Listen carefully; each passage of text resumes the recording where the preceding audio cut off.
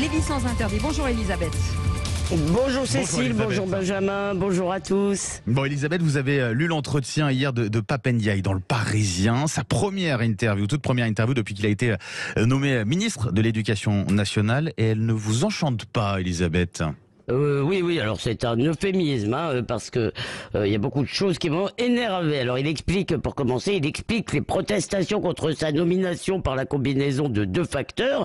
Il est noir, il dit de couleur, et il lutte contre le racisme et la discrimination, ce qui évidemment énerve les méchants racistes d'extrême droite. Alors c'est soit de l'aveuglement, soit de la malhonnêteté.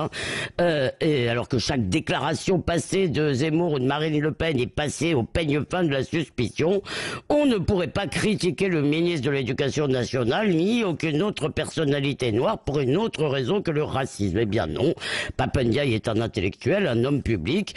On a le droit de penser que ses complaisances pour le wokisme, surtout depuis son séjour aux États-Unis où il a découvert son identité noire, donc que ces complaisances sont non seulement problématiques mais également très inquiétantes s'agissant d'un ministère qui devrait être celui de la méritocratie républicaine et qui devrait être aussi l'obsession de nos gouvernants. Bon, Elisabeth, attendons quand même de voir ce qu'il fera.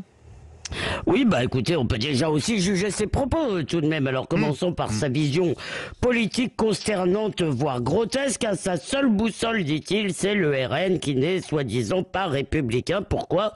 Eh bien à cause de la préférence nationale. Alors le plus drôle, c'est que Pap Ndiaye en bénéficie de cette préférence nationale. En effet, si aucun texte ne le précise, enfin aucun texte législatif, une décision du Conseil constitutionnel de 1998 stipule que, je cite, des fonctions inséparables de l'exercice de la souveraineté nationale, donc celle de ministre, ne sauraient être confiées à des personnes de nationalité étrangère. Bref, pour être ministre, il faut être français. Est-ce que Pap Ndiaye va nous dire que le Conseil constitutionnel n'est pas républicain? Mais l'heure est grave, nous dit-il, comme si le nazisme était à nos portes. Bref, il disqualifie 17% des électeurs sans se demander pourquoi ils sont toujours plus nombreux.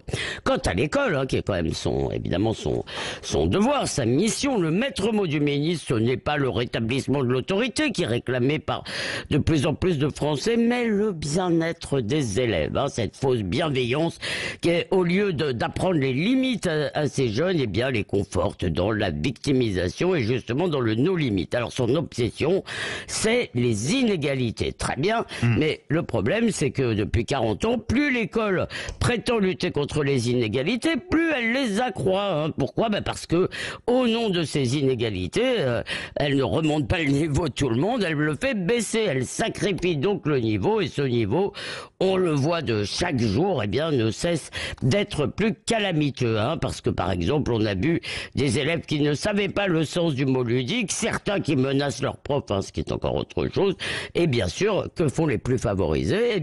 Ils vont dans le privé, comme ceux de Pap Ndiaye, qui sont à l'école alsacienne, une des plus élitistes et les plus germanopratines de toutes. D'ailleurs, il a été interrogé sur cette question aussi dans Le Parisien, justement, sur cette question. Oui, alors il noie un peu le poisson, Oui. franchement, non mais bon, je comprends que Pap Ndiaye est un père qui aime ses enfants, ça y a pas de problème.